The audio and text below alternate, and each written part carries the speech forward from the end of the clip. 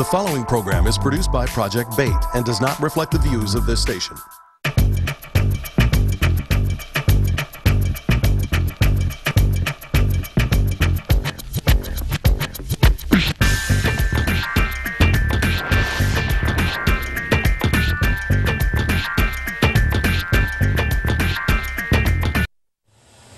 This is Mark Wells, and this is part 2 of the Wells Report on Black leadership in the Obama era For My People.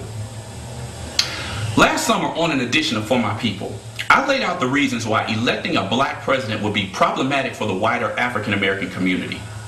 Critiquing Obama's performance up to that point in light of his distancing himself from his former pastor Jeremiah Wright and Wright's subsequent public appearances, I said this: to be sure, President Barack Obama is not President George W. Bush. President Obama exudes a certain cool, intelligence, charisma, and swagger that Bush could never emulate. But does that give Obama a pass to kill millions of non-Americans, disregard the civil liberties of American citizens, and avoid any serious conversation about race in a country that his own Attorney General has called a nation of cowards? If you answer yes to any of those questions, I would ask, what difference would it have made if we had elected John McCain or Hillary Clinton? Now, more than 1 year after the inauguration of Obama, it is evident that black folk really have to start paying more attention to the man's policies rather than his appearance. After all, as the legendary author Zora Neale Hurston once said, all of my skinfolk ain't my kinfolk.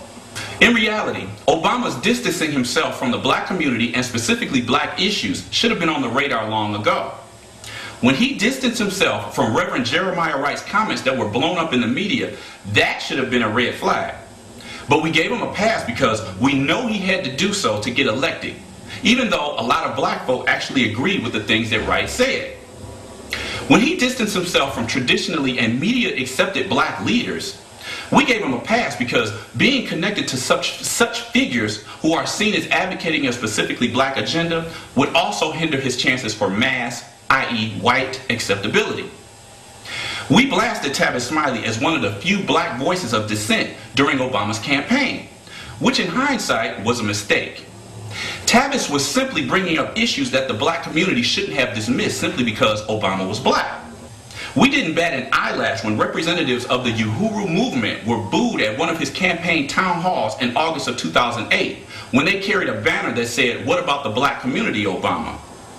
We gave him a pass when he pulled out of the Second World Conference on Racism, which directly affects persons of African descent. In all honesty, if we would have taken a close look at Obama's politics before he was elected, some of his policies wouldn't have been a surprise. On others, he has definitely moved to the right. When black leaders went to the White House in February to push the president toward establishing policies for black America, he basically showed them the hand and the door. His stance remained the same. He will not set policy specifically for the black community. In reality, current black leadership will never really hold this president accountable for black America because too many of them are aligned with corporate business elites to really pose a challenge.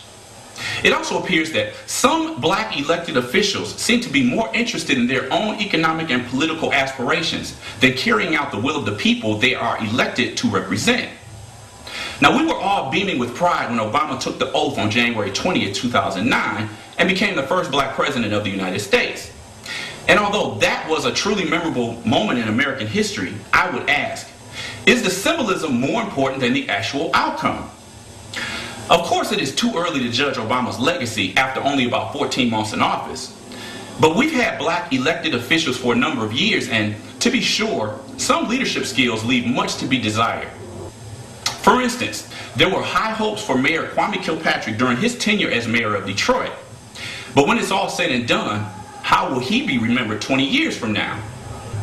There was much talk about the possibility of the first white mayor being elected in Atlanta, Georgia in over 36 years.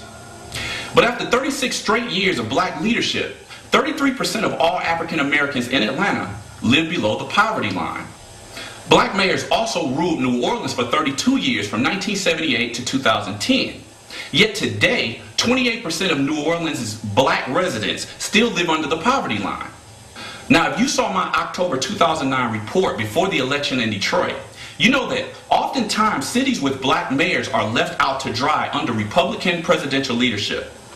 But it is also true that black elites manage to do well under black mayoral leadership while the lower classes struggle. So how can any group get the attention of this president? Consider this.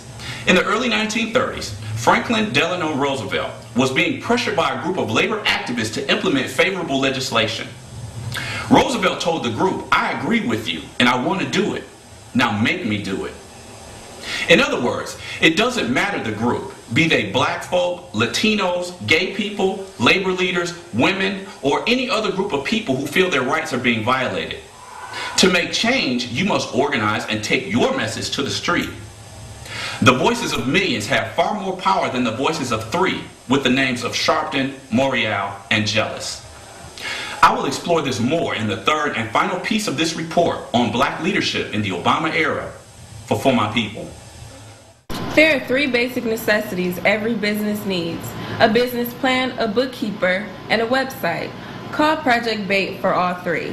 Call 313-871-3333. That's 313-871-3333. If you are in business, you should promote your business in the Metro Business Information Guide.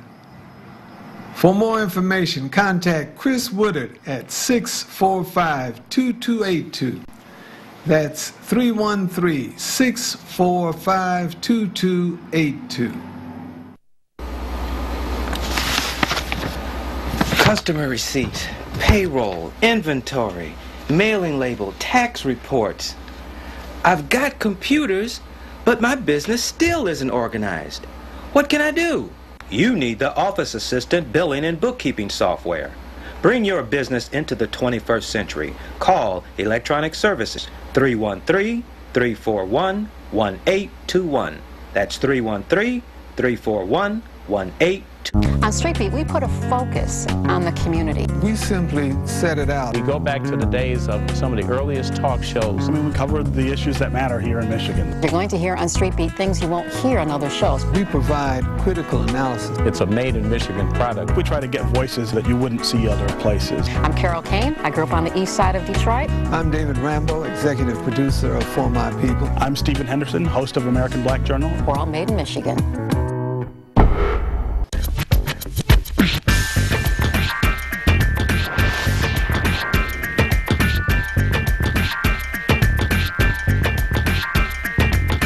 The preceding program was produced by Project BAIT and does not reflect the views of this station. This is really